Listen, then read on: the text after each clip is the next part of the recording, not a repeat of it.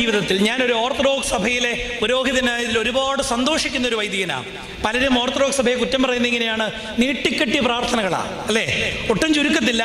അതിൽ തന്നെ കൗമ തന്നെ എത്ര തവണയാണ്. ഞാൻ ഈ അടുത്തിടെ ഇന്ന് ചിന്തിക്കുകയായിരുന്നു, രാത്രി പ്രാർത്ഥനയ്ക്ക് എന്തിനാണ് ഇത്രയേറെ കൗമകൾ?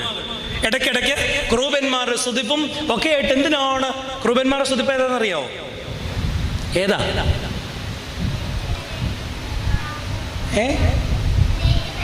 എൻ്റെ പൊന്നു മക്കളെ, നിങ്ങളുള്ളത് കൊണ്ട് ഈ വലിയ പുള്ളികളൊക്കെ ഇങ്ങനെ ഇരിക്കുന്നു. കുഞ്ഞുങ്ങൾക്കറിയായിരുന്നു കേട്ടോ, കർത്താവിൻ്റെ ബഹുമാനം തൽസ്ഥാനത്തിൻ്റെക്കും. ഞാൻ ഒരു അവിവാഹിത പട്ടക്കാരനായി എല്ലാ യാമങ്ങളും നിർബന്ധിതമായി, ചിലപ്പോൾ മടിയൊക്കെ വരാറുണ്ട്, നിർബന്ധിതമായി നടക്കുമ്പം എന്നെ ഏറ്റവും കൂടുതൽ ത്രസിപ്പിക്കുകയും സന്തോഷിപ്പിക്കുകയും ചെയ്യുന്നൊരു ഭാഗമാണ് ഇത് പ്രാർത്ഥിച്ച് കുമ്പിടുന്ന സന്ദർഭം.